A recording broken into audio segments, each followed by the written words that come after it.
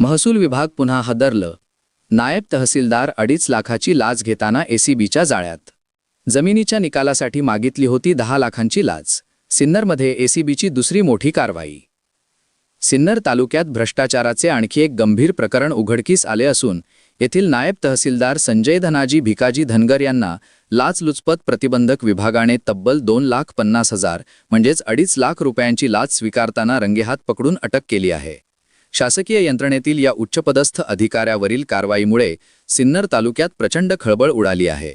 या प्रकरणातील तक्रारदाराच्या एका महत्त्वाच्या जमिनीच्या निकालासाठी नायब तहसीलदार संजय धनगर यांनी सुरुवातीला त्यांच्याकडे तब्बल 10 लाख रुपयांची लाच मागितली होती. तक्रारदाराने एवढी मोठी रक्कम देण्यास विरोध दर्शवल्यानंतर अनेक चर्चेअंती लाचेची रक्कम कमी होऊन 2,50,000 रुपयांवर निश्चित झाली.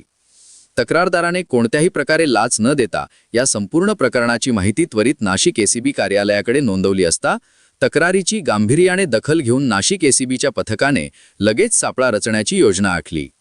ठरलेल्या वेळेनुसार सिन्नर शहरातील सोपान रुग्णालयासमोर तक्रारदाराकडून नायब तहसीलदार धनगर यांनी लाच म्हणून 2.5 लाख रुपयांची रक्कम स्वीकारली.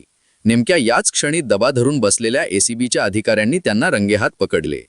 लाच स्वीकारताना पकडल्यानंतर एसीबीने नायब तहसीलदार संजय धनगर यांना ताब्यात घेतले.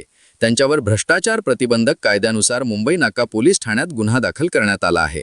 एसीबीच्या पथकाने त्यांना अटक केली असून पुढील चौकशी सुरू आहे. या कारवाईनंतर त्यांच्या निवासस्थान व कार्यालयाची झाडाझडती घेण्याची शक्यता व्यक्त केली जात आहे.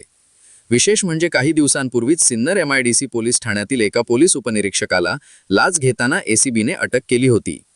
महसूल विभागातील नायब तहसीलदारावर झालेली ही दुसरी मोठी कारवाई अवघ्या काही दिवसांत झाल्याने सिन्नर तालुक्यात सरकारी यंत्रणांच्या पारदर्शकतेवर गंभीर प्रश्नचिन्ह निर्माण झाले आहे. सरकारी कर्मचाऱ्यांच्या अशा कृत्यांमुळे सामान्य नागरिकांमध्ये संतापाची भावना व्यक्त होत आहे.